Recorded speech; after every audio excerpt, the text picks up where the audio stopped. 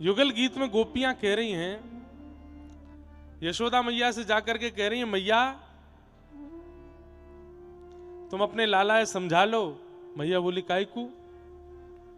बोले ऐसी वंशी बजावे वन में जाए के, या की वंशी को धुन सुन के हम खानो बनानो भूल जाए, हम पे भोजन ना बनायो जावे, हमारो सबरो ध्यान वंशी में लग जाए। राम रस की जगह कभी कभी नमक की जगह बूरो डर जाए। पति फिर नाराज होवे, बोले काय को? बोले मीठी दार बनाई है तेने, रोटी सेकवे के काजे जैसी धरें तभी या की वंशी बच जाए, पूरी रोटी पजर के राख है जाए, रोटी बनी ना पामे, पूरा ध्यान हमारो वंशी पे चलो जाए। मैया बोली तो लाला तो यह बात कह दो। बोले हम कह चुकी हैं। बोले कन्हैया तुम वास समय वंशी मत बजाए करो, जा समय हमारो भोजन बनाने को समय होए करे। तो टेढ़ सो मुंह करके बोले अब मुझे कब पता तुम भोजन कब बनाओ, मैं तो वंशी बजाऊंगो। अब एक गोपी के यहाँ दोपहर में भोजन बने, एक गोपी के यहाँ संध्या में बने, एक के यहाँ रात्रि में बने, अब तुम सबन के यहाँ की चिंता करूंगा तो मैं वंशी कब बजाऊंगो? मैया वो ना माने, वो तो वंशी बजावे। यशोदा मैया बोली तो फिर मेरे पास काई को आई हो यो बताओ। बोले मैया अब लाला तो हम कछु कर ना सके, बाकी वंशी को कछु ना कर सके, पर हम वाके गुरु को पतो पूछ में आई है कौन ने वंशी सिखाई लाला को। बोले क्यों क्या करोगी? बोले वाय जाके जमुना जी में फेंक के आमेंगी। अरे वाने हमारो घर बर्बाद करवाए दियो या वंशी सिखाए करके। यशोदा मैया बोली तो ठीक है मैं लाला ते मना कर दूंगी, कल ते वंशी ना बजावे गो। तो गोपियां मना भी नहीं कर रही हैं, मना गोपियां कह रही ना ना मना मत करियो, हम यूं थोड़ी कह रही हैं बढ़िया ना लगे, बढ़िया तो लगे, सुख तो मिले, आनंद तो मिले, लेकिन मैया घर के काम ना है पामैया की वंशी के कारण। मैया चलो शिकायत की बात अलग है, तुम बस यूं बताओ याकू वंशी सिखाई कौन ने? तब यशोदा मैया कह रही हैं वेणु वाद्य उर्धा निज शिक्षा। अब ये तो अंतरंग बात है, हम आप जानते हैं कि वंशी कौन ने सिखाई है, लेकिन अंतरंग बात कहा है? अंतरंग बात है कि वंशी श्री जी ने सिखाई है, लेकिन प्रकट रूप में यशोदा मैया ये जाने कि मेरो लाला स्वयं बंसी बजानो सीख गयो, निज शिक्षा। याकू कोई ने सिखाई नहीं है, खुद जाने। परंतु वास्तविकता यह है कि ये तो श्री प्रिया जी ने सिखाई है ठाकुर जी को। वेणु वाद्य उर्धा निज शिक्षा। एक दिन मधुमंगल सीधामा ने देख लिए, लाला तू जब बंशी बजावे तो हमने देखी है ये सोने सोने जैसे विमान चमके ऊपर ते, और ऊपर ते चार चार भुजा वारे, पांच पांच मोह वारे सबरे देवता नीचे की ओर देखें। लाला तेने गोपीन को चित्त हरण कियो, गैयान को चित्त हरण कियो, अब तो तेरी बंशी ने देवतान को चित्त हरण कर लियो है। ठाकुर जी बोले हम बे लाला इनतने क्यों कह दे? बोले कहा इन्हें कछु दिना ब्रजमंडल में आए करके हमारे ब्रज की ने सेवा कर जाएं, ये सबरे तेरी बंशी पे मोहित है गए, कछु दिना काजे इन्हें ब्रजमंडल में बुला ले। बोले का करवावे को? बोले दो हाथन ते पाम दबावे में आनंद नहीं आवे, चार चार हाथन ते पाम दबावेंगे लाला इन्हें बुला ले।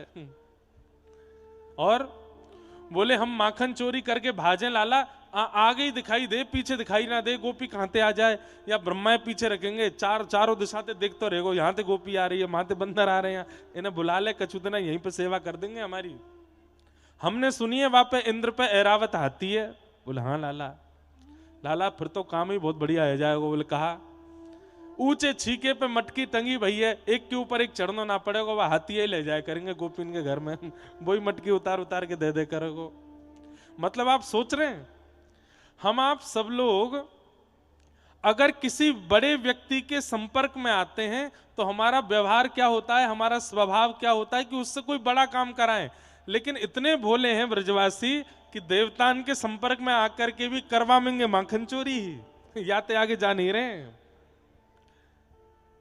ब्रह्मा जी ते चार मुखंते यूं दिखवाएंगे कि देखियो कहीं तो गोपी नहीं आ जाए, हम चोरी कर रहे हैं। लाला सबरे देवी देवता तेरे बंशी के सुनवे के काजे देख कैसे प्रकट है जाए आकाश में। एक दिना ललिता विशाखा मार्ग में मिल गई तो सबरे सखा बोले, अरे तुम बड़ी इतराए करो, वह बरसाने बारी के संग में रह रहे करके खूब आकी जय जयकार करो, चवण उड़ाती चलो आगे पीछे, तुम्हें अभी पता ना है हमारे लाला के कौन कौन से संबंध हैं, कौन कौन से संपर्क हैं। बोले कौन से संबंध है भैया, कौन से संपर्क है? ने कहा मुंह बता दे। चल तू मत पूछे, तू जानती हुई ना होगी उनके नाम। ललिता विशाखा बोली, अरे काय को इतरा रहो, बता दे। बोले ब्रह्मा ना है, ब्रह्मा? बोले हाँ। 4 मोहवारो? बोले हाँ। ब्रह्माणी के साथ आवे लाला की वंशी सुनवे। वो इंद्र ना है, एरावत हाथीवारो? बोले हाँ। लोटो डोले लाला के पीछे। सबरे देवी देवता हाथ जोड़े खड़े रहे बाकी आगे। हमारे लाला जैसो संगीतकार या व्रजमंडल में कहा पूरे ब्रह्मांड में नहीं है। स्वयं सरस्वती कलम स्याही लेकर के आवे और लाला जब बंशी बजावे ना तो उन सबरे स्वरन को लिख ले अपने पास में। ललिता विशाखा बोली बस कर दे, और कितनी लंबी चौड़ी फेंकेगो, यो हुए त्यों हुए, यो करे त्यों करे। अरे तू तो कहेगी तुम्हारे बरसाने में कोई संगीत तो जाने ना है, या हमारे लाला ते चिढ़ के ऐसे बोल रही है। ललिता विशाखा बोली अभी तू जाने ना है, अभी सबन ने बंशी सुनी है, अभी हमारी प्रिया जी की वीणा ना सुनी तुम लोगों ने। ज्यादा ना सुन लोगे बंशी तोड़ के फेंक आओगे जमुना जी में, और पूरे दिन हमारी प्रिया जी के पीछे पीछे रहोगे। मधुमंगल सीधाम बोले तो लगी शर्त, एक दिन है जाए आमने सामनो, हमारो लाला वंशी बजावे, तुम्हारी प्रिया जी वीणा बजावे। बोले करो। सखान के सहचरीन के सखीन के सुख के लिए ही तो ठाकुर जी लीला करते हैं। श्री प्रिया प्रियतम की जितनी भी लीलाएं आप लोग सुनते हैं कथा में, ये लीला उनके मन की नहीं है। वे एक दूसरे के प्रति प्रतिस्पर्धा या एक दूसरे के प्रति, कल हम लोग सुन रहे थे स्वामी श्री हरदास जी से कही कि बताओ दोनों में बढ़िया नृत्य कौन ने कियो। ये प्रतिस्पर्धा होड़ा होड़ी ये प्रिया प्रियतम में आपस में ना होवे, ये तो मोय और आपको और उन सकीन को सुख देवे के काजी ठाकुर जी करें। एक से एक पद हैं होड़ा होड़ी के। एक चौसर खेलवे को पद है, वहां में चौसर खेल रही हैं श्री प्रिया जी, और दाव पे कछु लगवायो जाए, और मुझको पद याद आ जाएगा तो सुनाऊंगा। ठाकुर जी ने अपनी पीतांबरी पहले दाव पे रखी और श्री प्रिया जी चौसर में जीत गई, पीतांबरी प्रिया जी ने ले ली। सगी बोली अय लाला एक और बार खेल ले, एक और बार। बोले अब कहा लगाऊं दाव पे? बोले अब अपनी बंशी लगाए थे। बोले बंशी ना लगाऊंगा, मुकुट लगाऊंगा। बोले हाँ, मोर मुकुट लगाए थे। मोर मुकुट लगाया, सो प्रिया जी ने वो जीत लियो। अंत में आई बंशी। ठाकुर जी बोले मुझे तो लगा शाम तक पूरा ही लुट जाऊंगा मैं। वास्तविकता क्या है, जो जो प्रिया जी जीतती जा रही हैं वो धारण करती जा रही हैं। पीतांबरी जीती तो पीतांबरी पहन ली, मोर मुकुट जीतो तो मोर मुकुट धारण कर लियो। अब सब सखी कह रही हैं हे प्रिया जी सुख तो तब मिले जब मोर मुकुट भी आ गए और पीतांबरी भी आ गई, न कर में वंशी हो रहा जाए, या वंशी को रखवाओ दाव पे। अब वो पद बहुत सुंदर है, छलबल जीती श्यामा, अष्ट सखान को पद है, छलबल जीती श्यामा। पर कोई छल करके ललिता विशाखा ने ऐसी कोई कछु कियो कि श्री प्रिया जी वंशी जीत गए। और जैसे ही वंशी अपने कर कमल पर धारण करी, सबरी सखीन ने श्री प्रिया जी की जय जयकार करी। ठाकुर जी निकुंज से बाहर कर दिए। बोले कहा भे हो, मोह बाहर का कर रहे हो? बोले मोर मुकुट ना है, कटकाचनी ना है, पीतांबरी ना है, वंशी ना है, तुम हमारे मदन मोहन ना हो, तुम हमारे श्याम सुंदर ना हो, चलो जाओ बाहर रहो। अब ठाकुर जी डोल रहे निकुंज के बाहर, कैसे भीतर जाए के अपनी वंशी लेकर के आऊं। जा वंशी मोरे प्राण बसत हैं, सो वंशी लीन चुराई, अब राधे रानी दे डारो वंशी मोरी। तो श्री प्रिया जी और ठाकुर जी में होड़ा होड़ी है रही है। आज ठाकुर जी वंशी बजा रहे हैं और सामने वीणा लेकर के श्री प्रिया जी विराज रही हैं। तभी ठाकुर जी ने जैसे वेणु वादन करनो शुरू कियो, आकाश मंडल में सबरे देवता प्रकट है गए। मधुमंगल श्री राम बोले, ए ललता देख ऊपर, देख वो रो ब्रह्मा, देख वो रो इंद्र, अरे देख वो वरुण देव है, वो देख वो वारो देवता, ये वो देवता। आकाश में सबरे देवता प्रकट है गए महाराज, जय जयकार करने लगे सबरे। अपने आप ही पुष्प तोड़ के ले आए बनंते, लाला के ऊपर उछालें सबरे। ग्वाल बाल, हमारे लाला की जय हो, नंद के लाला की जय हो, जय जयकार करें। ललता विशाखा आदि सब सखी बोली, है गयो? बोले हाँ है गयो। बोले अब हमारी प्रिया जी वीणा बजाएंगी। सब लोग इधर देखो, ध्यान से सुनो कथा। जैसे ही प्रिया जी ने अपने हाथ में वीणा धारण करी है और वीणा धारण करके एक झनकार मारी, एक झनकार हेते ही महाराज आकाश को भेदन है गयो। और भेदन हेते ही जो देवी देवता आकाश में खड़े है करके सुन रहे, वे सब अपने विमान से नीचे लुढ़क करके पृथ्वी पर आए करके खड़े है गए। सबने आकर के श्री प्रिया जी के चरणन में नतमस्तक है गए, नाक रिगड़न लगे, सरस्वती नृत्य करने लगी, श्री ब्रह्मा जी जय जयकार करने लगे। अरे यहाँ तो ग्वाल बालन ने पुष्प वर्षण कियो, आकाश में गंधर्व प्रकट है गए, श्री प्रिया जी के ऊपर पुष्प वर्षा करने लगे। अरे अभी वीणा बजाई नहीं है, केवल एक उंगली से झंकार मारी है, तब ये हाल है गयो। और इनकी तो छोड़ो, सामने एक शिला पर बैठे हुए ठाकुर जी भी नतमस्तक है के नीचे हाथ जोड़ करके बैठ गए, जय हो श्यामा जी की जय हो, प्रिया जी की जय हो। ललता विशाखा बोली, कहां है रे मधुमंगल, कहां को दुबक गयो जाके? अरे ना यहीं थाड़ा हूं प्रिया जी के चरणन में। बोले बता, अभी तो एक ही स्वर लगायो है, पूरी वीणा सुनेगो? एक स्वर लगबे पे तो 33 कोटि देवता नीचे आए गए। पूरी वीणा अगर सुनाई दई ना तो ब्रह्मलोक कौन सो है, भूलोक कौन सो है, रसातल कौन सो है, पता नहीं चलेगी, सबरे सबरे एक है जाएंगे। ये हमारी प्रिया जी है, ये हमारी लाडली जी है। पर वास्तव में या में विजय प्रिया जी की है नहीं, ठाकुर जी की है। क्यों? ठाकुर जी ने वीणा सिखाई है भैया। तस्मात् पुत्रम शिष्येत पराजयेत। गुरु का और पिता का एक स्वभाव होता है, वो दुनिया से जीतना चाहते हैं पर अपने शिष्य से हारना चाहते हैं। ठाकुर जी भले ही वेणु वादन में, संगीत में प्रिया जी की वीणा के आगे हार जाते हैं, पर जब प्रिया जी जीतती हैं तो ठाकुर जी और आनंदित होते हैं। क्यों? त्रेता में हम जब राम थे, हमने ही तो वीणा सिखाई इनको, हमारी सिखाई हुई वीणा ही तो आज ठाकुर जी आज ये बजा रहे हैं।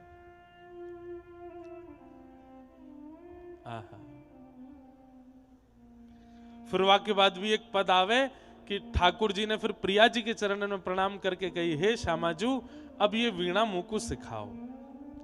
और श्री ठाकुर जी रोज संध्या काल में ट्यूशन पढ़ने जाते हैं प्रिया जी से, वीणा सीख वे जामे, कैसे वीणा बजाई जाए। तो ऐसे सब क्रम हैं, ऐसे सब सुनाए जामे भाव। इन्हीं सब रस की चर्चान में ही रसिक जन पड़े रहे, रसिक जन रमे रहे। तो आज महाराज जी जब वीणा बजा रहे तो मन में भाव आयो कि यही वीणा सुनवे के काजे ठाकुर जी ने आपको यहाँ जटेरी धाम बुलायो है, आपको यहाँ पर आमंत्रित कियो है। आहा। एक बहुत सुंदर पद है। आज जब मैं आ रहे हो यहाँ पे तो पड़वे में आए हो तो मैंने सोची कि आज ये लीला सुना करके कथा में प्रवेश करेंगे। बहुत सुंदर भाव है। आहा।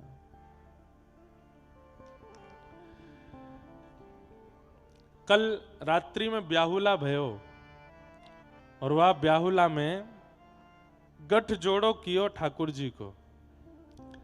वास्तव में ठाकुर जी को गठ जोड़ो तो हम आप सब लोग अपनी दृष्टि के कार्य करें, नहीं तो इनको गठ जोड़ो तो नित्य है, वो भी सनातन है, वाकु कोई दूर नहीं कर सके। ये तो सदा एक दूसरे से जुड़े ही रहे। में हमारे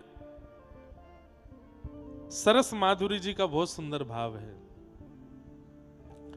उर्झे दंपति सुरझत नाही ऊर्झेदम पति सूरझत नाही ऊर्झेदम पति सूरझत नाही ऊर्झेदम पति सूरझत नाही। समझ में आ रहा है भाव?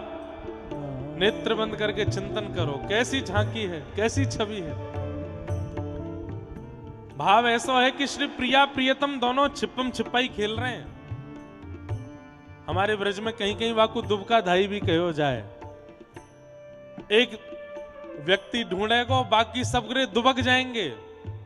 अब ढूंढो, और वहां में एक परकोटो है, या के अंदर ही दुबकनो है सबन को। पहलो दाव श्री प्रिया जी को आयो, तो प्रिया जी गिनती कर रही हैं आंख बंद करके, और सबरी सखियां सब दुबक रही हैं इधर उधर जाए करके। ठाकुर जी भी हैं, तो सब सखियां तो दुबक गई, लेकिन ठाकुर जी सबसे गहरे वन में और सबसे गहरी गुफा में जाके छुपे। तो ललिता विशाखा दौड़ी दौड़ी गई, अरे क्या कर रहे हो ये? बोले छिप रहा हूं। बोले इतनो गहरो जाए करके छिपोगे, हमारी प्रिया जी को कितनो श्रम होगा ढूंढवे में। तो बोले तो कहा करूं? बोले तुम्हें सौगंध है, तुम्हारी वंशी चुराई लेंगी हम। ऐसी जगह जाकर करके दुबको कि श्री प्रिया जी को नेक में ही आप दिख जाओ, उनको ढूंढना नहीं पड़े, आप तुरंत दिखाई दे जाओ। ठाकुर जी बोले कहां दुबको, तुम ही बताए। तो बोले जहां प्रिया जी गिनती कर रही है वहां के सामने एक वृक्ष है, वही के ऊपर बैठ जाओ, और सुनो अपनी पीतांबरी इतनी नीचे लटकाए दो कि श्री प्रिया जी को नेक में ही दिख जाए कि हाँ यही दुबके हैं। उनको ज्यादा श्रम नहीं करना पड़े, उनकी जीत होनी चाहिए। ठाकुर जी बोले ठीक है। प्रिया जी यहां गिनती कर रही हैं, बगल के पेड़ पे ही ठाकुर जी चढ़ गए, अपनी पीतांबरी इतनी नीचे कर दी कि श्री प्रिया जी जैसे ही गिनती करके पीछे मुड़ी, इतने में पीतांबरी दिख गई। ऊपर देखे तो ठाकुर जी बैठे। अरे पकड़ लिए पकड़ लिए पकड़ लिए, सबरी सखी आ गई। जय हो हमारी श्यामा जी की जय हो, हमारी प्रिया जी की जय। देखो गिनती पूरी करवे के बाद क्षण भर लगाया है ठाकुर जी को ढूंढवे में। ठाकुर जी हार गए? बोले हाँ हार गए, अब तुम्हारो दाव है, जाओ चलो गिनती करो। ठाकुर जी बोले या मैं तो मैं हार गया, पर अब तो मैं जीत के मानूंगा, या प्रिया जी को तो कैसे ढूंढ के रहूंगा। 1 2 3 4 गिनती करने लगे। इतने में ही सबरी सखी आई, कान में आके बोली सुनो, प्रिया जी दिख भी जाए ना तो भी अनदेखो कर दियो। बोले ये कोई बात है? बोला हाँ यही बात है। प्रिया जी दिख भी जाए तो भी अनदेखो कर दियो, कैसे करके अब भी प्रिया जी ही जीतनी चाहिए, तुम मत जीती हो। नहीं तो देख लियो वंशी चली जाएगी तुम्हारी। और वंशी तो बहानो है, ठाकुर जी को इतनी प्रिय थोड़ी है, प्रिया जी से प्रिय थोड़ी है। सब सखीन ने ठाकुर जी से कह दी प्रिया जी को अनदेखो कर दियो। 1 2 3 4 10 तक गिनती गिनी। प्रिया जी एक पहाड़ी के ऊपर एक वृक्ष के पीछे जाके छुपी, ज्यादा दूर नहीं गई। उनके भी मन में है कि श्याम सुंदर को ज्यादा श्रमित नहीं होना पड़े, मुंह को नेक में ढूंढ लें। ठाकुर जी जैसी गिनती करके निकले हैं, तो जहां प्रिया जी दुबकी हैं वहीं ठाकुर जी जा रहे हैं। तो जैसे ही जान लगे तो प्रिया जी को जो घेरदार लहंगा है, प्रिया जी की जो ओढ़नी है, वो वृक्ष के एक किनारे से दिखाई दे गई ठाकुर जी को। जैसे ही दिखी ठाकुर जी को, सोई ठाकुर जी ने अपनी दिशा बदल ली। बोले यहाँ प्रिया जी कड़ी, यहाँ ना जानो। अरे श्यामा जू तुम कहाँ चली गई? अरे प्रिया जू कहाँ चली गई? मैं तो थक गयो, मिले ही नहीं। तो प्रिया जी को लगी कि बेचारे बहुत थक गए हैं, मैंने एक और बाहर आ जाऊं तो इनको दिख जाऊंगी। प्रिया जी वृक्ष की ओट से आगे निकल आई, और जहां श्याम सुंदर घूम रहे हैं वहीं सामने जाए करके एक हल्की सी आड़ लेकर के वहां खड़ी है, कि मतलब एक सामान्य बालक को भी दिख सके, ऐसी छुपी है। लेकिन ठाकुर जी ने जैसी देखी, अरे ये तो वहां से यहां आ गई, जैसे देखी सोई घूम गए। अरे प्रिया जी तुम कहां चली गई? मुंह को तो मिल ही नहीं रही है। अरे भैया या खेल में तो निपुण आप ही हो, मैं तो हार मानना हूं अपनी। प्रिया जी बोली छोटो सा बालक ढूंढ लेता हूं यहाँ पे, इनको यहां ना दिखी मैं। अब तो ये स्थिति कि सामने से ठाकुर जी आ रहे हैं, प्रिया जी आए करके ऐसे ठाड़ी है गई सामने कि मुझे देख लो और स्वयं की जीत घोषित करो, मुझे हरा दो। लेकिन सामने जैसे ही प्रिया जी दिखी, ठाकुर जी देख करके, अरे प्रिया जी तुम मुझको दिख ही नहीं रही हैं, कहां को चली गई हो, अरे श्यामाजू। किशोरी जी आए करके बिल्कुल ठाकुर जी के सामने ठाड़ी है गई। अरे मैं यहां ठाड़ी हूं, है कहां ठाड़ी, आवाज तो आई दिखाई ना दे रही मुझको दिख नहीं रही। अरे प्रिया जी तुम ही जीती हो, मैं तो हार गयो। हाथ पकड़ लिए श्याम सुंदर के और पकड़ करके बोले, चिल्ला के बोलो कि मैंने प्रिया जी देख ली। बोले मैं नहीं बोलूंगा, मुझे दिख ही नहीं रही है आप। तभी एक सघन वन के बीच से प्रिया जी लेके जा रही है ललिता विशाखा के पास, और वहीं दोनों के ठाकुर जी की पीतांबरी और श्री प्रिया जी की नीलांबर दोनों इरज गई हैं, आपस में भी इरज गई हैं, और सघन कुंज के एक घने कुंज के कांटे में भी इरज गए हैं। खूब प्रयास कर रहे हैं दोनों, लेकिन वहां से सूरज नहीं पा रहे हैं। ललिता विशाखा दूर से या झांकी को देख रही हैं। विशाखा जी के मन में आई, अरे ललिता जल्दी चल, दोनों उनकी पीतांबरी फंस गई है, उनकी नीलांबर यहाँ को पीतांबर फंस गयो, जाए के सुरझाए दें। तो ललिता जी कह रही हैं, उर्झे ही रहने दो, देखन दो, जितनी देर उर्झे रहेंगे ये दोनों प्रिया प्रियतम ऐसे ही एक दूसरे में उर्झे रहे, वही तो हमारा सुख है। तब श्री सरस माधुरी जी गा रहे हैं, उर्झे दंपति सुरझत नाही, उर्झे दंपति सुरझत। भैया जोर ना पड़ेगो गावे में, इतनी सरल भाषा है, ऐसा सुंदर स्थान है, ऐसी सुंदर संगति संतन की है, श्री गंधमादन पर्वत की ओट है, यहाँ से बढ़िया अवसर नहीं मिलेगा। गाओ भाव में भर के। बहुत ध्यान से सुनिएगा सब लोग, यहाँ को देखो। बिहारी क्या है? बिहारी नाम नहीं है, बिहारी क्रिया का नाम है, क्रिया। बोले भैया क्या कर रहे हो? बोले बिहार कर रहे हैं। बिहार क्रिया है। और कुंज बिहारी से जो बिहार शब्द है वो क्रिया एक नहीं कर रहे हैं, दोनों युगल कर रहे हैं। कुंज में जो दोनों युगल बिहार करें उनको कहेंगे कुंज बिहारी। तो कुंज बोलते ही 84 कोस आ गए, बिहारी बोलते ही श्री राधा रानी और ठाकुर जी आ गए, और हरिदास बोलते ही गुरुदेव आ गए। कुंज बिहारी श्री हरिदास बोलते ही आप सर्वांगीण 84 कोस व्रजमंडल और आचार्य चरण सबको प्रणाम कर लेते हो। प्रिया प्रियतम भी आ गए, संपूर्ण व्रजमंडल भी आ गए हो, यमुना जी भी आ गई, गिरिराज जी भी आ गए, और गुरुदेव भगवान भी आ गए। बड़ी रहस्यात्मक बात है ये। राधे राधे बोल रहे हो तो अकेले श्री जी को प्रणाम कर रहे हो, जय श्री कृष्ण कह रहे हो तो केवल ठाकुर जी को प्रणाम कर रहे हो, जय श्री वृंदावन कह रहे हो तो अकेले वृंदावन को प्रणाम कर रहे हो। लेकिन कुंज बिहारी श्री हरिदास कह रहे हो तो 84 कोस व्रजमंडल, प्रिया प्रियतम और आचार्य चरण सबको प्रणाम हो रहा है। कुंज बिहारी।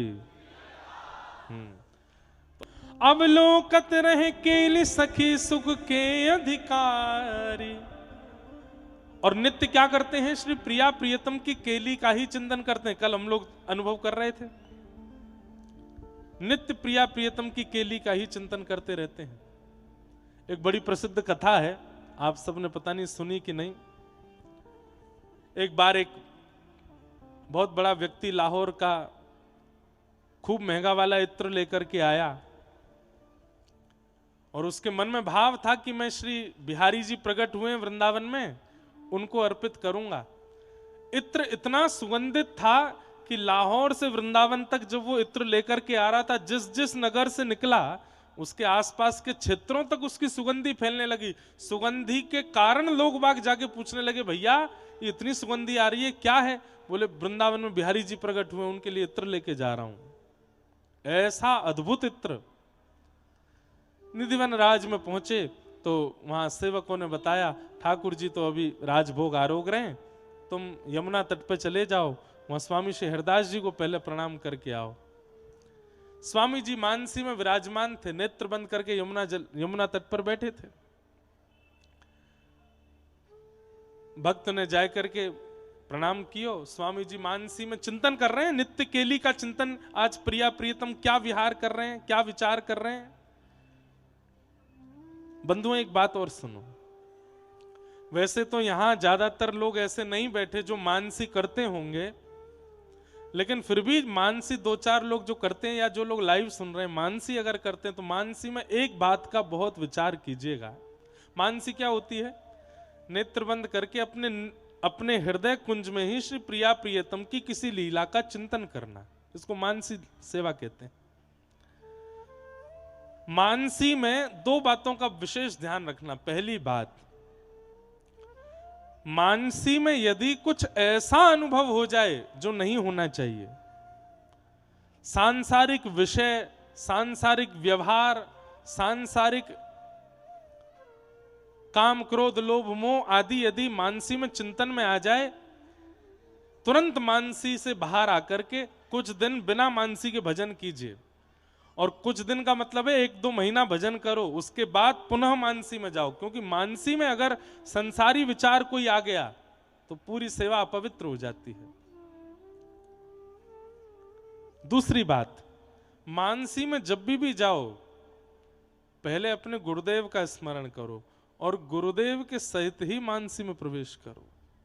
गुरुदेव के बिना यदि मानसी में गए तो अपराध बनेगा। स्वामी जी मानसी में विराजमान थे और तभी वह भक्त ने जाकर के इत्र रख दियो सामने। इत्र की सुगंधी से शायद स्वामी श्री हरदास जी के नेत्र खुले, लेकिन थोड़ी देर तक चिंतन करने के बाद जब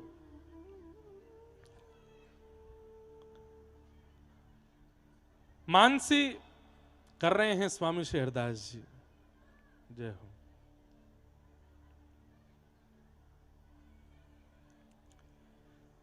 वह भक्त ने जाकर के इत्र रख दी और मन में भाव ये रखो कि इत्र की सुगंधी आवेगी तो ये नेत्र खोल करके पूछेंगे, भैया इत्र कौन लायो, इत्र कौन लेके आयो। लेकिन स्वामी जी तो अद्भुत मानसी में बैठे थे। क्यों? हरिदासी परंपरा में श्री प्रिया प्रियतम के नित्य केली कुंज के सिवा और कोई चिंतन नहीं है, सदा वे सुखी रहें बस। अब इतने भाव हैं, वो सब तो बताते रहेंगे यहां पे। गान कला गंधर्व श्याम श्यामा को तोषे। श्री स्वामी हरदास जी महाराज गंधर्व नहीं है, गायक नहीं है।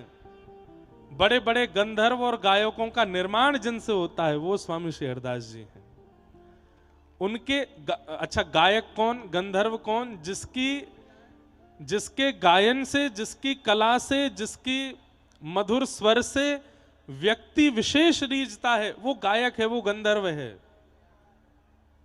पर जिनसे केवल प्रिया प्रियतम रीझते हैं वो स्वामी जी हैं, और वो उन्हीं के सुख के लिए गाते हैं। अन्य किसी को सुख देने का विचार स्वामी जी का नहीं है। तानसेन आपके शिष्य हैं, बैजू बाबरा आपके शिष्य हैं।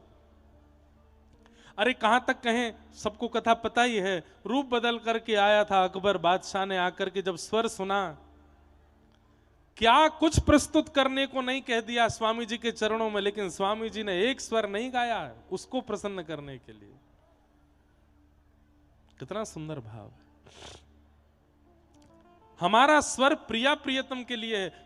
ठीक ऐसी ही लीला श्री कुम्मन दास जी की आती है। अष्ट सखाओं, अष्ट छाप के कवि कुम्मन दास जी इतना सुंदर गाते थे कि एक नगर का राजा उनसे रीझ गया।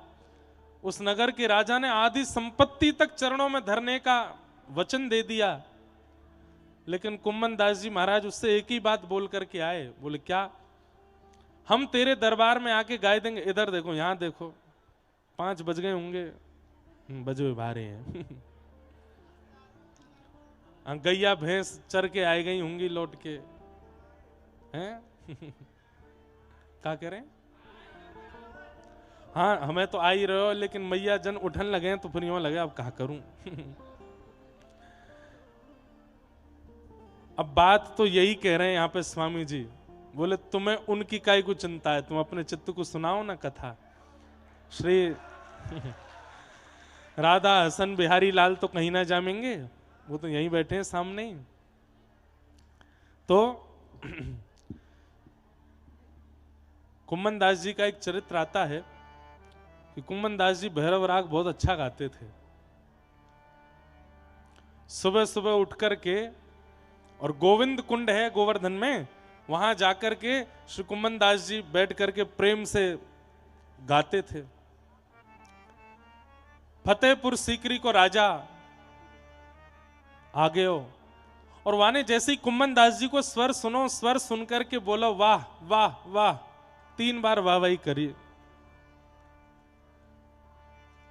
कुम्मन दास जी ने वही समय प्रण ले लियो, जल हाथ में लेकर के गोविंद कुंड को बोले, कहा आज के बाद ये राग श्रीनाथ जी को कभी नहीं सुनाऊंगा। क्यों? जिनकी वाहवाही सुनवे के काजे गायो, उनने तो कभी करी नहीं। और ये एक नगर को राजा अपनी इंद्रिय सुख के काजे बड़े बड़े गंधर्वन को बुलाए करके गानों गवावे, यानी वाहवाही कर दी। अरे राग पूरा अपवित्र है गयो, अब ठाकुर जी की सेवा के काजे ना बचो। आज भी बंधुओं, अब मैं पता ना क्यों राग रागिनी की महाराज जी वीणा लिया है, तब से राग रागिनी आ रही है बार बार।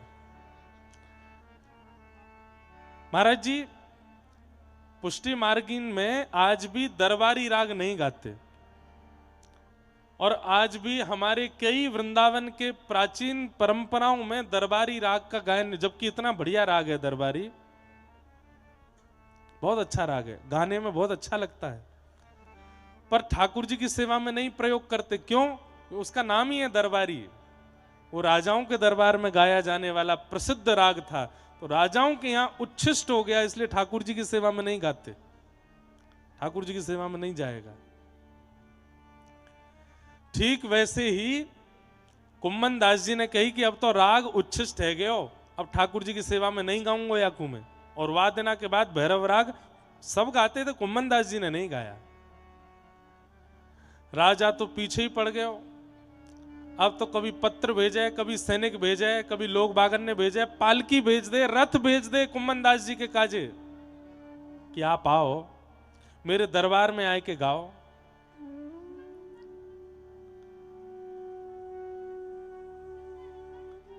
अब इतनों परेशान कर दियो कुम्मन दास जी को। कुम्मन दास जी के परिवार की स्थिति ऐसी कि तिलक स्वरूप लगावे के काजे भी कठोता में जल भर के वहां में अपनो प्रतिबिंब देखना पड़े, शीशा भी नहीं है घर पे, ऐसी दीनहीन स्थिति।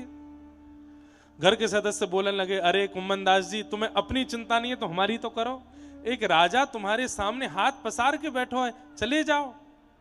अरे कछु दे देगो दान दक्षिणा, हमें लाए के दे दियो, पर हमेशा ठाकुर जी को चिंतन करो, कभी परिवार को भी तो चिंतन कर लो। यहाँ एक समय रोटी बन जाए तो दूसरे समय पावे के काजे कछु ना रे, चले जाओ गाया हो राजा के यहाँ। अब राजाऊ पीछे पड़ गए और परिवार के लोग भी पीछे पड़ गए, तो कुम्मन दास जी बोले मेरो भजन बन नहीं पाए रहे हो है, या राजा ते कंटक छुड़ावे के काजे मुझको जानो ही पड़ेगा। कुम्मन दास जी गए। जैसे ही राजा के सन्मुख पहुंचे, राजा ने अपने कुछ मित्र राजा और बुला रखे थे, बोले सुनो सुनो, तुमने बड़े बड़े गंधर्व सुने होंगे, इनका स्वर सुनना कितना अच्छा गाते हैं। नीचे एक आसन बिछा दिया और आसन पे चारों तरफ राजा की सभा बैठी है। कुम्मन दास जी बोले बैठ जाओ, यहीं बैठ के गाओ। कुम्मन दास जी बोले मैं खड़े खड़े सुनाए दूंगा, कोई के आगे झुकूंगा नहीं, श्रीनाथ जी को दास हूं, गिरिराज धरण को दास हूं, आज तक उनके काजे गायो है, ये तो अपनों पीछो छुड़ावे के काजे में आज आया हूं तेरे सामने। बता राजा कौन सा राग सुनेगो? बोले वही वाला सुनाओ जो उस दिन सुबह सुबह गा रहे थे। हाँ वैसे बढ़िया है, वो ठाकुर जी के लिए तो त्याग ही चुका हूं, तो सुना ही दूंगा। वही राग गानो है ना? बोले हाँ। और कछु विशेष शब्दावली अपने मन से गा सकूं? बोले हाँ। वो आपको जो मन करे गाओ, हमको तो स्वर सुनना है बस। कुम्मन दास जी बोले अब बढ़िया है, यादारी के केवल स्वर सुनना है, शब्द तो मेरे होंगे। और कुम्मन दास जी गाए, जाको मुख देखत दुख लागत जाको मुख, देखत दुख लागत ताको करण पड़ी प्रणाम, ताको करण पड़ी प्रणाम। भगत को कहा सीख रिसो काम, भगत को कहा सीख रिसो। जाको मुख देखत दुख लागत ताको। आज मेरे जीवन को सबसे कालो दिन है राजा। बोले क्यों? बोले जाको मोह देखो मुंह को बिल्कुल बढ़िया ना लगे, आज वाक के सामने हजूरी करनी पड़ रही है। और आवत जात पन्हैया टूटी, आवत जात पन्हैया टूटी। ब्रजवासी तो जाने पन्हैया कायते के, और जो ब्रज के ना है उनसे पूछो पन्हैया कायते के। महाराज जी एक बार पिताजी की विदेश में कहीं कथा भई, तो जाने कथा कराई, वाने हम इतने परेशान कर दिए 7 दिना में। अब विदेश है वहां तो कोई तो कुछ कह ना सके। तो 7वें दिना हमारे साथ एक तबला वाले भैया गए। तो 7वें दिना वो बोलो महाराज जी के सुपुत्र और ये तबला वाले भैया, इनका आज विशेष सम्मान हम करेंगे। कथा के विश्राम में सम्मान कर रो, पहले व्यास जी को कियो फिर हमारो कियो। अच्छा बोले सम्मान के बाद आप 2 शब्द मेरे लिए अच्छे कह देना सबके सामने में। ठीक है, पिताजी ने कह दी, मैंने कह दिया। अब वह तबला वाले भैया की बारी आई, बोले आप भी कहो। बोले मैं तो कहा कहूं 7 दिना में आपने इतना सुख दियो, आप ब्रजमंडल आइएगा और ब्रजमंडल के सारे संतों की पनैया दिलवा के लाऊंगा आपको। तो अब वो व्यक्ति क्या कहे, अरे आपकी बड़ी कृपा, आपका बड़ा अनुग्रह। अब मैं और पिताजी तो हंसे, हम तो जाने ही कहकारो है। अब वो बाद में कहा बोलो, एक नहीं 2 दिलवाइएगा। बोले 2 ना तो मैं 4 दिलवाऊंगा। जाते जाते जब एयरपोर्ट से वापस भारत आ रहे थे तो मैंने उससे पूछी, मैंने कि आप पनैया खाने कब आओगे? बोले मैं आऊंगा जल्दी। मैंने कहा जानते हो पनैया किसे कहते हैं? बोले हाँ, कोई पूड़ी जैसी होती होगी आपके यहाँ। मैंने कि भैया बस कोई ब्रजवासी तो बोल मत दियो पनैया के बारे में। आवत जात पन्हैया टूटी, आवत जात पन्हैया टूटी। अरे राजा तैने आज कितनों बुरो कियो मेरे संग। बोले क्यों? बोले मैंने जीवन में कभी हरि नाम को विस्मरण नहीं कियो, लेकिन आज गोवर्धन ते यहाँ चल के आवे में मेरी पनैया टूट गई, पामन में छाले पड़ गए, और छाले पड़वे के काजे कारण बिसर गयो हरि नाम, बिसर गयो हरि नाम। भगत को कहा सीख रिसो काम, भगत को कहा सीख रिसो काम। कुम्भन दास लाल गिरिधर के, कुम्भन दास लाल गिरधर के। हे कुम्भन दास लाल गिरिधर के, कुम्भन दास लाल गिरधर के। और न दूजो काम, और न दूजो काम। हम पे और कछु आवे ना है भैया। कुम्भन दास जी कह रहे हैं संसार के काजे हम नालायक हैं, केवल श्री जी की सेवा के लायक हैं। श्री जी के अलावा कोई और सेवा हमते करवाओगे तो हमते बनेगी ना भैया, तो काई को बुला लाए हो हमें यहाँ पे। अब राजा बोलो याने तो मेरी पूरी जो है का हिंदी कर दी सबन के सामने। राजा ने तुरंत प्रस्ताव किया, बस बस बस बहुत अच्छा गाया आपने, बहुत अच्छा गाया, बहुत बढ़िया। सुनो क्या दें आपको बताओ। अरे 10, 5, 20 सोने की मोहर से काम नहीं चलेगा।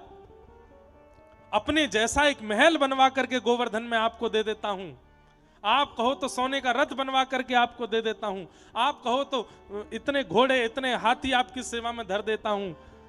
अब राजा को लगी सभा में मेरी बेइज्जती तो हो ही गई, तो कैसे दे दा करके सबके सामने इतना दूं कि बात थोड़ी ढक जाए। कुम्मन दास जी बोले हाथ जोड़ूं तेरे आगे, एक चीज मांगूंगा, अगर दे सके तो दियो। राजा बोला आप मांगने में देरी करोगे, मैं देने में देरी नहीं करूंगा। बोले बिल्कुल देरी मत करियो, मैं मांग लूं बस। बोले मांगो। बोले आज के बाद अपनो थोथड़ो मोह मत दिखाइयो। ये आज के बाद तेरो मोहन आए देखनो मोकू, मैं अगर तेरे राह में आ भी जाऊं तो तू अपनो रथ लौटाए के चलो जाइयो, मेरे सामने मत आइयो, बस यही दे दे मोकू। राजा बोला किसके अभिमान में बोल रहे हो इतना? कुंभन दास लाल गिरिधर के, कुंभन दास लाल गिरधर के, और न दूजो काम, और न दूजो का भगत को कहा सीकरी सो काम, भगत को। कहाँ से कुम्मन दास जी इतना कहकर के राजा के दरबार से निकले और गोवर्धन के लिए दौड़े हैं, और दौड़ करके आए और गिरिराज जी के ऊपर विराजमान श्रीनाथ जी के चरणों में आकर के इतना रोए, इतना रोए, इतना रोए। बोले जरूर मेरे भाव से, मेरी सेवा से, मेरे कंठ से कोई अपराध हुआ, इसलिए आपने ये एक राजा मेरे जीवन में भेज दिया। हे नाथ, मैं आपसे केवल इतना मांगना चाहूं, मैं चाहे अच्छा हूं, चाहे बुरा हूं, चाहे भला हूं, चाहे जैसा हूं, मैं आपको खिलौना हूं, मोते कोई और ना खेल जाए, या को ध्यान रखियो, मैं केवल आपको हूं नाथ। भैया हमारे पंडित श्री गया प्रसाद जी महाराज गिरिराज जी में समाधि, मुखार विंद से जैसे ही परिक्रमा शुरू करोगे तो सीधे हाथ पर पंडित श्री गया प्रसाद जी की समाधि। महाराज जी उनको कोई ने पत्र लिखो, और पत्र में बाबा से कही, बाबा कन्हैया बहुत खेले, जीवन में इतनी पीड़ा देते। हमारे दो बाबू बाबा बैठे हैं, आज गिरिराज जी से पधारे हैं, हमारे पूज्य महाराज जी तो ग्वालियर से पधारे हैं, आज बड़ी कृपा, मुझे तो दृष्टि नहीं पड़ी आप पे, क्षमा। गिरिराज जी, मैं पंडित श्री गया प्रसाद जी महाराज, उनको कोई ने पत्र लिख करके कही, बाबा सब लोग यहां को देखो, कितनी अच्छी बात। बोले बाबा जी कन्हैया बहुत खेले, कभी मैया को बीमार कर दे, कभी बहन को ब्याह तोड़वाए दे, पिताजी तो दूर ही बुलाए लिए, बालकन की ऐसी मती बिगाड़ दे। मतलब अपने घर की परिस्थिति लिखी और उसमें लिख दिया ठाकुर जी बहुत खेल रहे हैं मेरे संग, कहां करूं बाबा। तो पंडित जी महाराज ने विपरीत पत्र लिख करके भेजा उत्तर का, और उसमें क्या लिखा? बोले भैया लाला खेल रहे हैं तेरे संग, ये तेरो सौभाग्य है, तू बस उनते यूं ही कहियो। बोले जैसे खेलनो खेलनियो लाला, बस याद रखियो खिलौना मैं ही रहना चाहिए, कोई और खिलौना नहीं आ जाए जीवन में, खिलौना मुझे रखियो। कहीं पता चली मुंह से बढ़िया कोई खिलौना दिख गयो और मैं छोड़ दियो तो करो, तुम खेलनो बंद मत करो, बस याद रखियो खिलौना मैं ही रहना चाहिए, मैं आपको खिलौना हूं। कुम्मन दास जी बोले जय जय, मुंह पे कंठ है, मेरे पास स्वर है, मुंह को राग रागनी आमे, या को मतलब मैं एक अच्छो खिलौना हूं, मुंह से कोई और खेल नहीं जावे, या को ध्यान रखियो मैं केवल आपको हूं। हम लोगों के अंदर गुण आ जाता है तो हमारे अंदर सबसे पहले उस गुण को प्रसारित करने की एक भावना प्रकट होती है कि इस गुण को सब पहचान जाएं। पर हमारी स्वामी जी की परंपरा में, श्री हरिदास परंपरा में गुण छिपावे को नियम है। वह गुण को छिपाओ, केवल प्रिया प्रियतम के सामने प्रकट करो, और कोई को वाकी नजर नहीं लग जाए, या को ध्यान रखो। स्वामी जी महाराज को स्वर ऐसो है, अरे जिनको शिष्य है, स्वामी श्री हरदास जी के शिष्य हैं तानसेन, जिनके गाने से दीपक जल जाते हैं, जिनके मेघ मल्हार गाने से आकाश में बादल से वर्षा होने लगती है। सोचो जिस शिष्य के राग गाने से दीप जल जाते हैं, आकाश से मेघ वर्षा कर देते हैं, उनके स्वामी, उनके गुरु स्वामी जी के गायन से क्या होता होगा। हम विचार भी नहीं कर सकते, हम अनुभव भी नहीं कर सकते, लेकिन कभी भी किसी लोक रंजन के लिए अपने स्वर का प्रयोग नहीं किया स्वामी जी ने। तानसेन के साथ यदि बादशाह गया भी था तो तानसेन पहले ही समझा के ले गया, बोले स्वामी जी का स्वर सुन लेना लेकिन वाह वाह मत कर देना, क्योंकि अगर तुमने वाह वाह कर दी स्वामी जी नाराज हो जाएंगे। और हम आप सब लोग, हम तो कोई वाह वाह ना करे तो हम नाराज हो जाएं, या ना वाह वाह ही ना करी, हमने इतनों का कर दिया तो वाह वाह ही ना करी। पर ये हम भाव क्यों बता रहे हैं भैया? जा स्थान में बैठे हो, कम से कम स्वामी जी के कछु लक्षणन के साथ यहां आई हो तो ही या स्थान पे आने को सौभाग्य है, या स्थान पे आने को आपको साफल्य होगा। उत्तम भोग लगाए मोर मरकट तिम पोषे। जब वृंदावन में निधिवन राज में श्री बिहारी जी प्रकट हुए, बिहारी जी के प्रकट होते ही स्वामी जी के मन में एक चिंता हो गई, क्या ठाकुर जी जय जय, हम तो सामान्य से भजनानंदी हैं, सबरे नेक नेक भिक्षा लेकर के अपना जीवन यापन कर लें। मैंने ऐसी सुनी है स्वामी श्री हरदास जी ने अपने संपूर्ण जीवन काल में 8 तोला चना पाए, केवल 8 तोला चना। स्वामी जी के चित्त में चिंता भई कि जय जय आप प्रकट है गए, यशोदा मैया ऐसा ऐसा सुंदर सुंदर भोग बनाए करके आपको पवावे, अब हम कैसे भोग लगाएं आपको। तुरंत बिहारी जी के चरणन से 8 सोने की मोहर प्रकट हो गई। और स्वामी जी के कितने काल तक बिहारी जी के चरणन से सोने की मोहर प्रकट होती रही। स्वामी जी उन मोहरन को आगरा भिजवा करके वासे राशन मंगवाते, सामग्री मंगवाते, और सामग्री मंगवा करके 56 भोग नित्य निधिवन राज में बनते बिहारी जी के लिए, लेकिन स्वयं क्या पाते? चना, रूखे चना। बंधुओं, हमारे पूज्य पिताजी महाराज के सदगुरुदेव अनंत श्री विभूषित श्री रामानुज प्रपन्नाचार्य गुरु जी महाराज, हमारी माताजी प्रसादी बना, वैसे तो वो ब्रह्मचारियों के हाथ से बना हुआ ही पाते थे, पर जब हमारा जन्म हुआ तो फिर उन्होंने मैया को आज्ञा की कुछ दिन आप भी पवा दो हमको, क्योंकि मेरी 6 महीना की अवस्था थी तब गुरुजी चले गए, निकुंज में प्रवेश कर गए। तो कुछ समय मैया के हाथ से भी प्रसाद गुरुजी ने सेवन किया, पूज्य पिताजी महाराज के गुरुजी।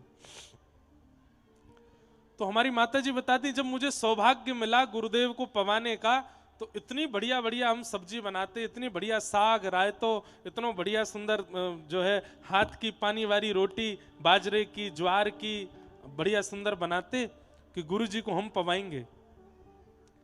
पर गुरुजी कहा करते, जैसे ही प्रसादी सामने आती तो पहले तो जान मूझ करके इतने पाठ करते कि सबरो भोजन ठंडो हो जाए, और जैसे ही हम आते ना गुरुजी ठंडो है गो, नहीं नहीं नहीं नहीं यही पाएंगे यही पाएंगे, सबरो भोजन ठंडो कर लेते और ऐसा भाव बताते मैं पाठ कर रहे हूं। हम कहते पहले तो कभी गुरुजी ने इतने पाठ किए नहीं, आजकल इतने पाठ क्यों करें।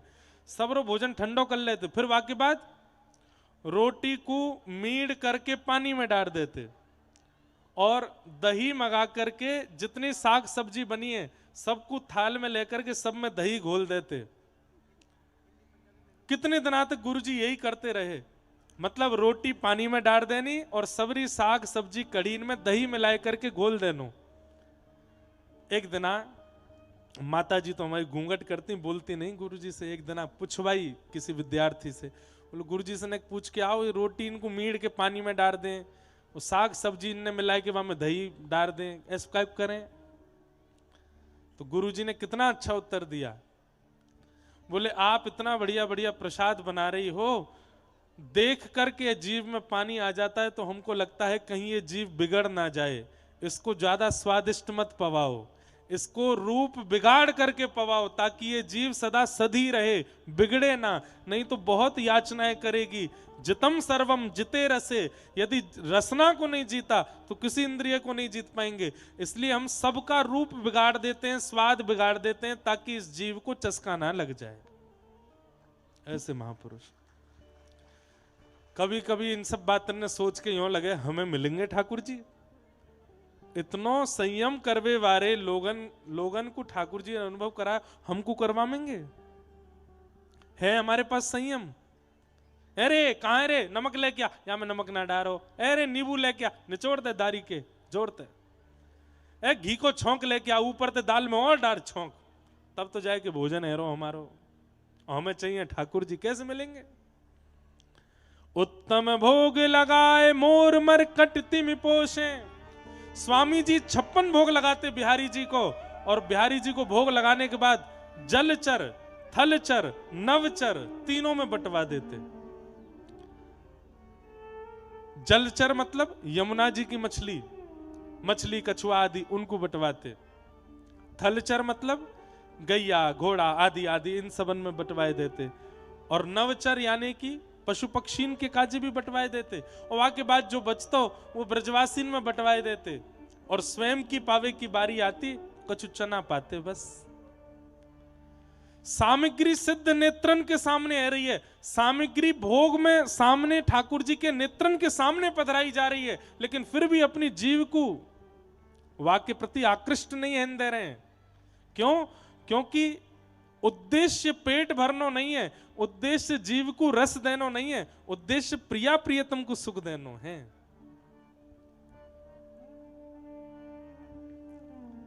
एक बार प्रिया जी प्रकट है गई स्वामी जी के सामने और रूठ के बैठ गई। स्वामी जी बोले, हे स्वामिनी जी, कहा भयो, आप इतनी मुरझाई सी काहे को बैठी हो? श्याम सुंदर ने मान कियो ना? मान नहीं कियो।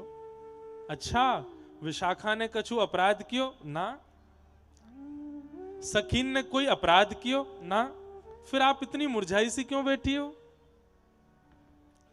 स्वामिनी जी बोली, स्वामी जी, आपके भोजन को देख करके, ये रूखे चनान ने खातो हुए देख करके मेरो मन बहुत उदास है जाए।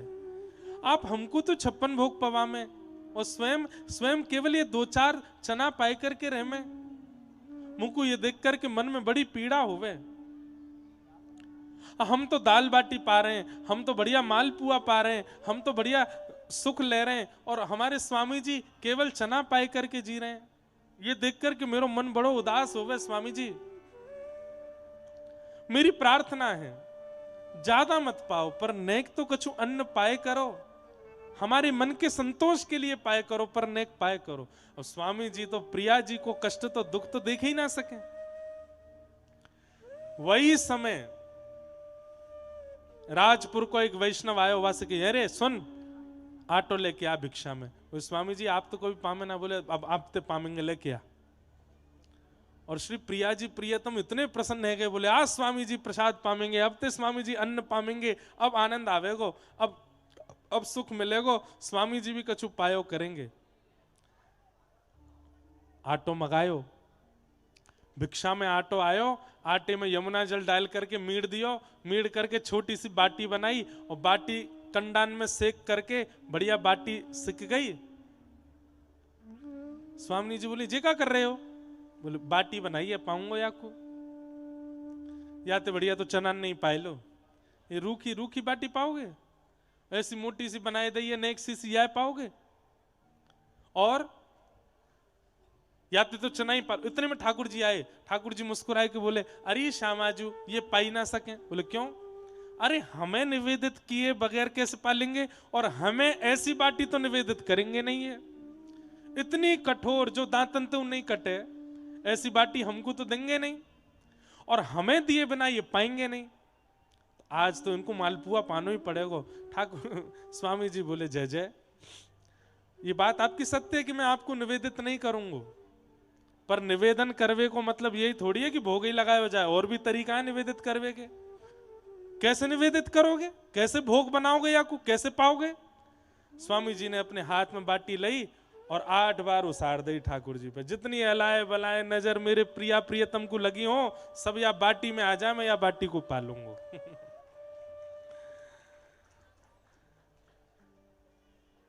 ऐसे भाव हो में ना, तब गोद में किलोल करें प्रिया प्रियतम। तब स्वामी जी के सुख को अनुभव होवे।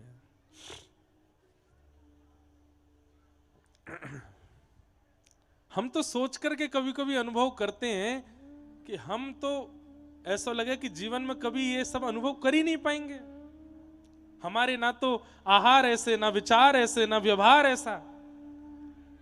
पर धन्य है, मैं पुनः कह रहा हूं, वो धन्य है जो स्वामी जी की परंपरा में। बस इस परंपरा में एक बात का ध्यान रखियो, अपने सुख को विचार नहीं है, प्रिया प्रियतम के सुख को विचार है। और उनको सुख देवे के काजे जो है सके वो सब करवे को प्रयास करो। नृपति द्वार थाड़े रहे, दर्शन आसा जास की। अच्छा, इस छप्पे के अंत में ही ये बात क्यों लिखी है नाभाजी ने कि भैया जब स्वामी जी की तरह रहने लगोगे तो क्या होगा? द्वार पर बड़े बड़े राजा, बड़े बड़े मंत्री, बड़े बड़े सेठ, बड़े बड़े साहूकार आएंगे आपकी रहनी को देख करके, सब न्योछावर करने के लिए आपके ऊपर। आपके इस त्याग में जीवन को देख करके, आपके इस व्यवहार को देख करके, आपकी रहनी को देख करके बड़े बड़े लोग आपके द्वार पर आएंगे। पर आपके उद्देश्य वो नहीं होने चाहिए। आपके उद्देश्य प्रिया प्रियतम ही हो। आए हैं तो बैठ जाएं, हमने तो बुलाए नहीं।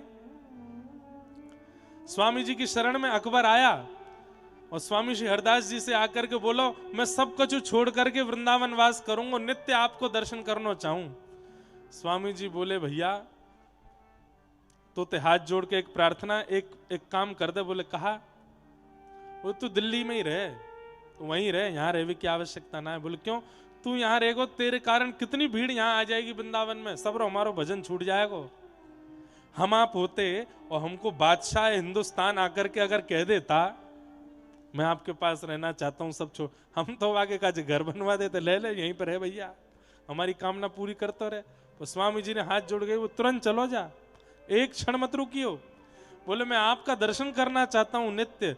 तो स्वामी जी ने अकबर के प्रसन्नता के लिए अपना प्रथम चित्र बनवाया, जो चित्र आज तक हम सबको दर्शन में आता है स्वामी जी का, ये अकबर ने ही बनवायो ताकि वो दर्शन कर सके। प्रथम चित्र बनवाया, और आज भी जहां अकबर बैठ के अपना सब क्रम करता था अपनी परंपरा के अनुसार, वो स्वामी जी का चित्र लगवा करके नित्य दर्शन करता था स्वामी जी के। फिर करता था अपना आगे का जो भी नमाज आदि उसकी होती थी, पहले स्वामी जी को देखता था, उनको वंदन करता था। लेकिन इन सब के पीछे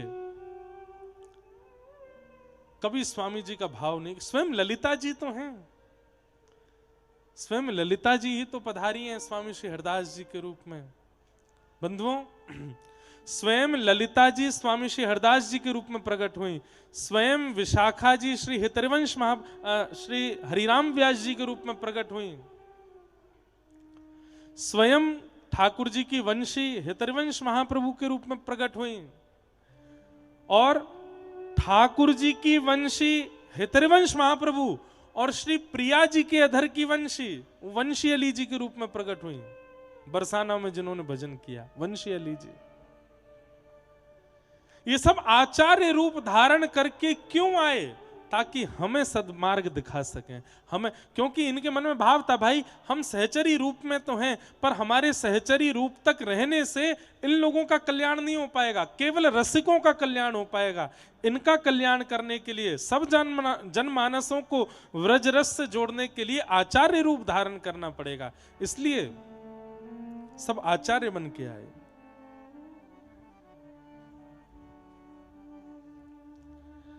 ऐसे आसुधीर उद्योत कर रसिक छाप हरिदास की। बोलो स्वामी श्री हरदास जी महाराज की जय। श्री रसिक बिहारी लाल की, श्री राधा हसन बिहारी लाल की जय।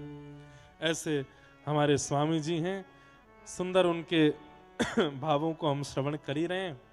कल बंधुओं श्रीमद् भागवत में विद्यमान वेणु गीत, श्री विहारिन देव जी का चरित्र, और दोनों को पूर्ण करते हुए फिर ठाकुर जी का नंद महोत्सव कल यहाँ पर मनाया जाएगा।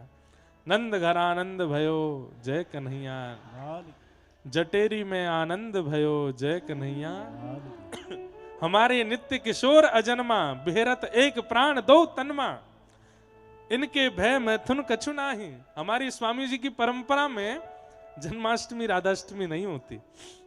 जन्माष्टमी श्री पीताम्बर देव जी को उत्सव है और श्री राधाष्टमी स्वामी श्री हरदास जी को उत्सव है। तो आपकी परंपरा के अनुसार तो कल श्री पीताम्बर देव जी को उत्सव होएगा, पर हम जनमानसन के लिए कल श्री ठाकुर जी को जन्मोत्सव यहाँ पर मनाया जाएगा। तो कल हम लोग पहले वेणु गीत श्रवण कर लेंगे। श्रीमद् भागवत जी में कोई ऐसा हम नियम से नहीं चलेंगे कि ये बस उत्सव नियम से मनाएंगे। बाकी गोपियों के द्वारा गाए गए प्रमुख 4 गीतों पर चर्चा करेंगे। कल वेणु गीत पर करेंगे, परसों युगल गीत या भ्रमर गीत पर कर लेंगे, जैसे ठाकुर जी योजना बनाएंगे। फिर एक दिन गोपी गीत पर कर लेंगे। तो कल की कथा में श्री विहारिन देव जी को चरित्र, वेणु गीत और अंत में खूब आनंद थे। कल भैया कल की गैया ने एक देर ते दोहे लियो कल ने एक आनंद सो देर तक उत्सव चलता रहेगो। हम आप सब लोग ऐसा आनंद करेंगे। आइए आज के मधुर भाव को विश्राम की ओर ले चलें।